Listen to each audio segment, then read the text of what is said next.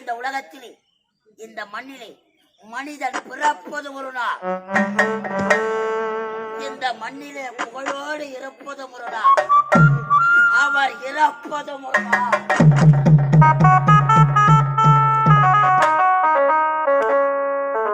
இந்த மண்ணிலே பிறந்து விட்டால் மட்டும் போதாது, நாம் பிறக்கும் பொழுதே பிரம்மதேவன் இறப்பையும் சேர்த்து எழுதி விடுகிறார். இந்த மண்ணிலே நாம் பிறந்தோம், வாழ்ந்தோம், இறந்தோம் என்று இருக்கக்கூடாது. வாழ்கின்ற காலத்திலே மற்றவருக்காக கொடுத்து உதவ வேண்டும், தான தர்மங்கள் செய்திருக்க வேண்டும். தாம் செய்த தான தர்மங்கள் தாம் இறந்த பிறகும் தமது பெயரை பாதுகாத்துக் கொள்ளும்.